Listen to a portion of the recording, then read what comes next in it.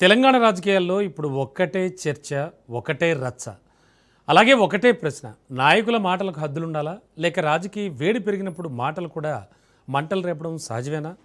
BRS మాజీ MLA Balka Suman చేసిన వ్యాఖ్యలు ఇప్పుడు రాజకీయ, న్యాయ, సామాజిక వర్గాల్లో పెద్ద చర్చకే దారితీశాయని చెప్పాలి. మిలిటెన్సీ, కోసేస్తాం, కాలబెడతాం లాంటి పదాలు రాజకీయ వేదికలపై వినిపించడంతో వివాదం చెలరేగింది. అధికార కాంగ్రెస్ పార్టీ నేతలు ఈ వ్యాఖ్యలు ప్రజలను రెచ్చగొట్టేలా ఉన్నాయని ఫైర్ అయ్యారు.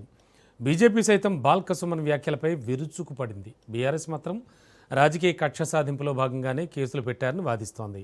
ఇక్కడ అసలు ప్రశ్న బాల్క సుమన్ ఒక్కరిపైనే కాదు, రాజకీయాల్లో మాటల సంస్కృతి ఎటు వెళుతోంది అన్నదే అసలు చర్చ. ఒకప్పుడు ప్రత్యర్థులను విమర్శించడం రాజకీయాల్లో సహజం, కానీ ఇప్పుడు విమర్శల స్థానంలో బెదిరింపులు, హెచ్చరికలు, హింసను సూచించే పదాలు ఎక్కువగా వినిపిస్తున్నాయా అనే ప్రశ్న అయితే తలెత్తుతోంది.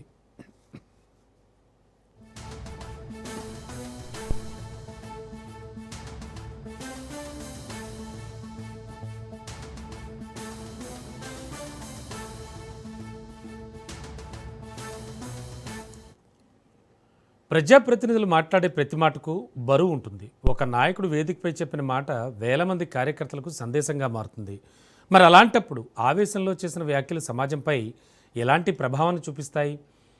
రాజకీయ ప్రత్యర్థులపై విమర్శలు చేయొచ్చు, కానీ చట్టాన్ని చేతిలోకి తీసుకునేలా ప్రేరేపించే పదజాలం వాడితే అది ప్రజాస్వామ్యానికి ప్రమాదమా? చరిత్ర చూస్తే మాటల కారణంగా ఎదిగిన నాయకులు ఉన్నారు, అవే మాటల కారణంగా రాజకీయంగా దెబ్బతిన్న నాయకులు ఉన్నారు.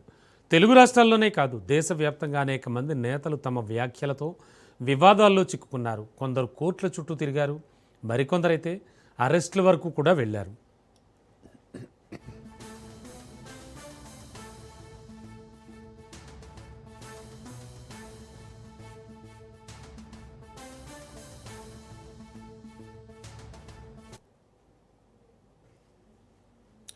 ఇప్పుడు బాల్క సుమన్ వ్యవహారంలో కూడా అదే జరిగింది. ఫిర్యాదులు వచ్చాయి, పోలీసులు కేసు నమోదు చేశారు. తెలంగాణ భవన్ వద్ద ఉద్రిక్తత నెలకొంది, చివరకు అరెస్ట్ కూడా జరిగింది. అయితే బీఆర్ఎస్ మాత్రం ఇది రాజకీయ కక్ష సాధింపు అని ఆరోపిస్తోంది. కాంగ్రెస్ అయితే మాత్రం చట్టం తన పని తాను చేసుకుపోయిందని చెబుతోంది.